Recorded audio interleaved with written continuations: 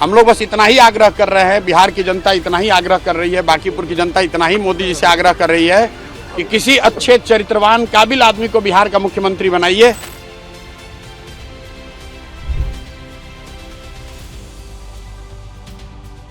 दतिया की जनता को खूब खूब खूब साधुवाद, खूब उनका ऋणी और उनका धन्यवाद देना चाहता हूँ।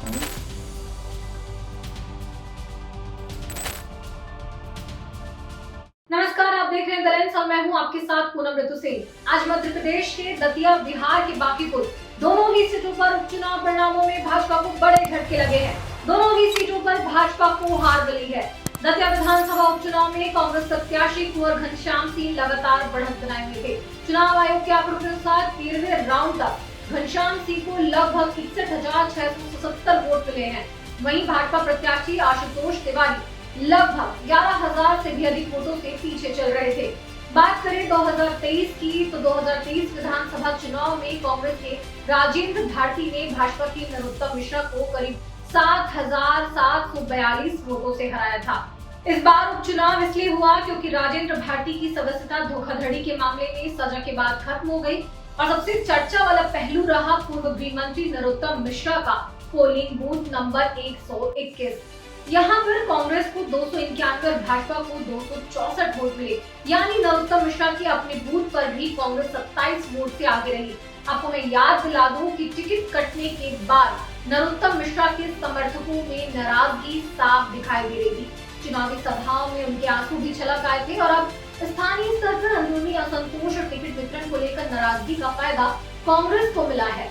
मतदान प्रतिशत करीब 78.44% रहा, जो कि काफी अच्छा है। वहीं कांग्रेस इसे भाजपा सरकार के खिलाफ स्थानीय असंतोष का नतीजा बता रही है, जबकि जीतू पटवारी ने दतिया की जीत को कांग्रेस की सामूहिक तपस्या का परिणाम बताया है। क्या कहा जीतू पटवारी ने, देखिए आप जरा पहले। दतिया की जनता को खूब खूब खूब साधुवाद, खूब उनका ऋणी और उनका धन्यवाद देना चाहता हूं, जिन्होंने मध्य प्रदेश की राजनीति में बदलाव का शंखनाद किया। उन्होंने, दतिया की जनता ने पूरे देश को, प्रदेश को मैसेज दिया कि भारतीय जनता पार्टी की जो अखंड अहंकार और रिवेंज की पॉलिटिक्स है, भ्रष्टाचार की पॉलिटिक्स है, सत्ता के दुरुपयोग की पॉलिटिक्स है, उसका प्रतिकार किया। एक नई दिशा में प्रदेश को ले जाने के लिए रास्ता दिया। साथ ही राहुल गांधी जी के नेतृत्व को देश पसंद करने लगा है। राहुल गांधी जी के उठाए मुद्दों को दतिया की जनता ने सील लगाई। चलिए बात करते हैं बिहार के बांकीपुर सीट की। बांकीपुर में जन सुराज पार्टी के संस्थापक प्रशांत किशोर ने अजय बढ़त बनाई। चुनाव आयोग के आंकड़ों के मुताबिक 27 राउंड, जो कि कुल 31 में से 27 राउंड में प्रशांत किशोर को 55,780 वोट मिल चुके हैं। वहीं भाजपा प्रत्याशी नीरज कुमार 38,893 वोटों पर है, यानी कि किशोर की बढ़त करीब 16,000 वोटों से भी ज्यादा की बन चुकी थी। आरजेडी की रेखा कुमारी तीसरे स्थान पर है, जबकि प्रशांत किशोर की जीत तय है। अब आप ये जानिए कि ये जो सीट है बांकीपुर 1995 से लगातार भाजपा के पास रही है। 2005 के बाद पार्टी को यहाँ अक्सर 60% से भी अधिक वोट शेयर मिलता रहा है। 2025 के विधानसभा चुनाव में भाजपा के राष्ट्रीय अध्यक्ष नितिन नवीन को यहाँ 62% से भी अधिक वोट मिले थे। अब आपको ये भी बता दें कि नितिन नवीन इसी साल अप्रैल में राज्यसभा चले गए, इसलिए इस सीट पर उपचुनाव हुआ। वहीं भाजपा के नीरज कुमार को यहाँ पर मैदान में उतारा गया, लेकिन प्रशांत किशोर ने चुनावी डेब्यू में ही 30 साल पुराने गढ़ को चुनौती दे दी। मतदान प्रतिशत काफी कम रहा, करीब 34%। लेकिन प्रशांत किशोर ने बढ़त को देखते हुए ये कहा कि यह विधायक चुनने का चुनाव नहीं है, बल्कि भाजपा के शीर्ष नेतृत्व को संदेश है कि बिहार में अच्छा मुख्यमंत्री बनाया जाए, शिक्षा रोजगार पर भी फोकस हो और पलायन रोका जाए। जनसुराज कार्यकर्ताओं में जश्न का माहौल है। वे इसे भाजपा के दम को तोड़ने वाली जीत बता रहे हैं। उनके कार्यालय में लोग और उनके कार्यकर्ता जश्न मनाते हुए दिख रहे हैं। देखिए, ऐसा है, लड़ाई व्यक्तिगत नहीं है।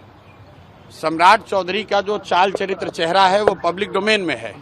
अगर आप किसी अपराधी को बिहार का राजा मुख्यमंत्री बनाएंगे तो बिहार की तरक्की नहीं हो सकती है। तो हम लोग की लड़ाई किसी व्यक्ति से नहीं है। बहुमत भाजपा का है, एनडीए का है, मुख्यमंत्री तो उन्हीं का बनेगा। हम लोग बस इतना ही आग्रह कर रहे हैं, बिहार की जनता इतना ही आग्रह कर रही है, बांकीपुर की जनता इतना ही मोदी जी से आग्रह कर रही है कि किसी अच्छे चरित्रवान काबिल आदमी को बिहार का मुख्यमंत्री बनाइए, ताकि बिहार के लोग भी इस बात का गौरव, बिहारी होने का गौरव कर सकें, ताकि हम लोग के बच्चों के लिए भी पढ़ाई रोजगार की व्यवस्था हो। सब कुछ सुविधा अगर गुजरात के ही लोगों को मिलेगी तो सिर्फ बिहार के लोग कहाँ जाएंगे। गुजरात के लोग 1 लाख करोड़ के बुलेट ट्रेन पर चलेंगे, वो ठीक है, लेकिन हम लोग को कम से कम पैसेंजर भी तो मिलना चाहिए। बिहार के लोग सिर्फ मजदूरी करने के लिए नहीं पैदा हुए हैं, और 5 साल के लिए भाजपा को मैंडेट मिला है। उनको अच्छा आदमी देना चाहिए, अच्छे लोगों को मंत्रिमंडल में रखना चाहिए, ताकि बिहार की तरक्की हो, बिहार का विकास हो। भाई पहला काम बस यही है कि बांकीपुर की जनता ने जो आशीर्वाद दिया है, अपनी ओर से जो हो सकेगा बांकीपुर में सुधार का प्रयास करेंगे। अगले 2-3 महीने में आपको वो चीज़ दिखेंगी भी। मैं कोई बहुत बड़ी बात बोलना नहीं चाहता हूँ। मेरे विधायक बनने से बांकीपुर बेंगलोर नहीं बनेगा, लेकिन यहाँ पर आपको कुछ सुधार होता अगले 2-3 महीने में दिखेगा। बड़ी बात यह है कि ये चुनाव बांकीपुर के नाली गली पर नहीं लड़ा गया है। ये चुनाव लड़ा गया है कि बिहार का नेतृत्व किसके हाथ में होना चाहिए, और बांकीपुर की जनता ने ये संदेश दिया है भाजपा के नेतृत्व को कि भाई आप अच्छे आदमी को बिहार का मुख्यमंत्री बनाइए। सम्राट चौधरी की जगह किसी कुशवाहा को बनाना है, बनाइए, कोई दिक्कत नहीं है, कुशवाहा को ही बनाइए, लेकिन कुशवाहा समाज के ही किसी अच्छे आदमी को बनाइए।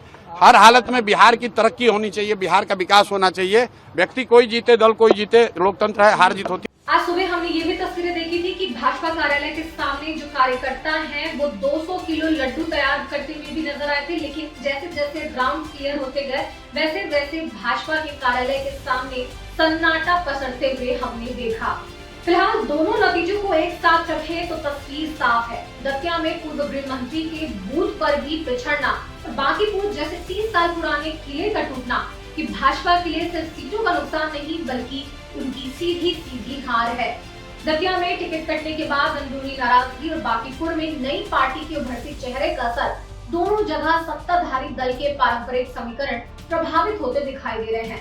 2027 के बिहार विधानसभा चुनाव और मध्य प्रदेश की सियासत पर इन नतीजों का असर अब देखना स्वाभाविक है।